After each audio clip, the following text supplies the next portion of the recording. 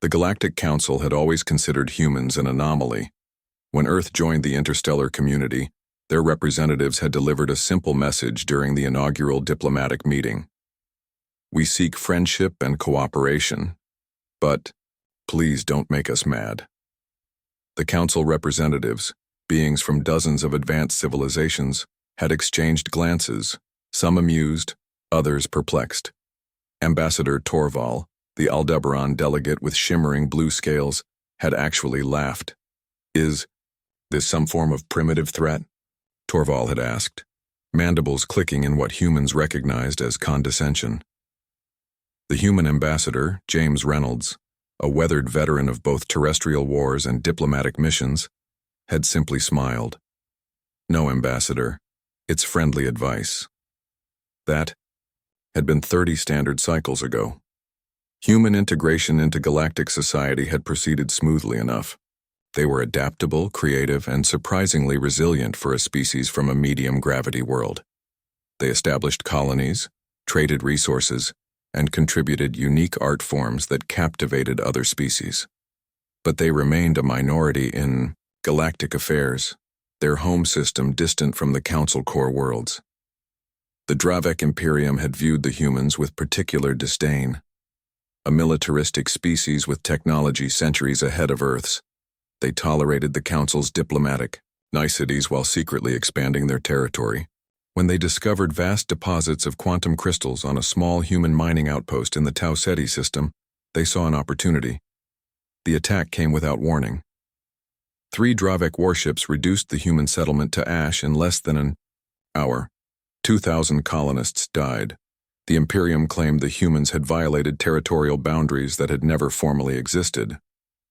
At the emergency council session that followed, the human delegation appeared calm, too calm, some observed. Their spokesperson, Admiral Elena Reyes, addressed the assembly without visible emotion. We requested a simple courtesy from this community upon our arrival, she said quietly. We ask not to be provoked to anger. The Dravek Imperium has chosen to ignore that request. We will now demonstrate why that was unwise.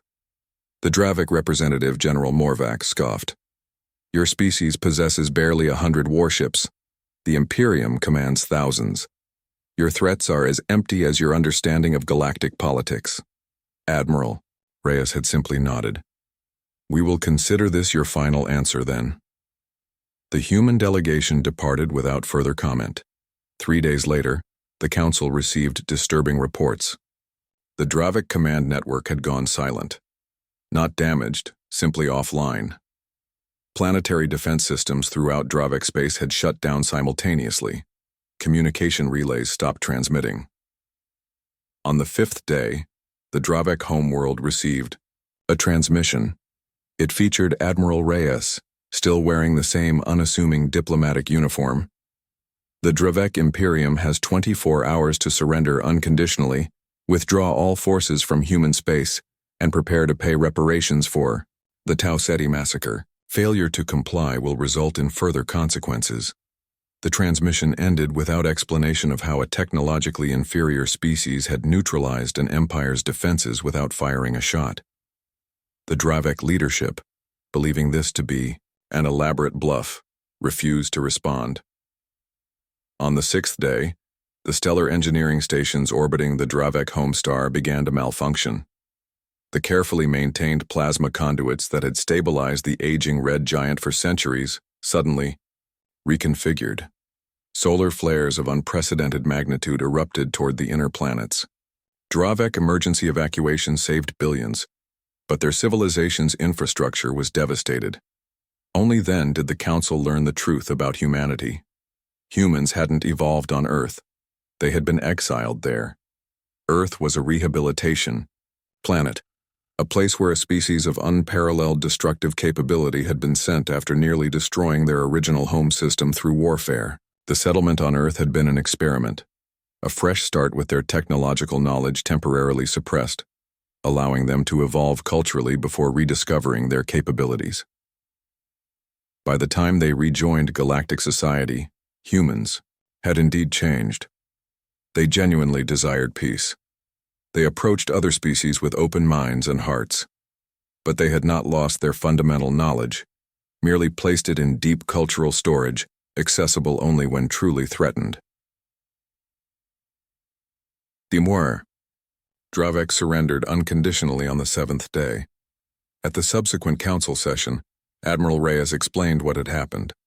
We deployed dormant nanotechnology that we seeded throughout this galaxy millennia ago, before our exile.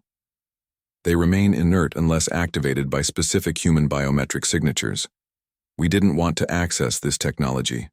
We've spent generations learning to be better than our ancestors. She looked around the silent chamber, meeting the eyes of each representative. We asked you not to make us mad because we know what we are capable of when provoked. We have fought our own nature for thousands of years. The Dravek Imperium forced us to remember skills we had hoped to forget forever. The Council revised humanity's status immediately. Their official designation changed from minor emerging species to elder race in rehabilitation. A new protocol was established across all civilizations, one that would be passed down through generations of diplomats. When humans offer advice, listen, and whatever you do, please don't make them mad.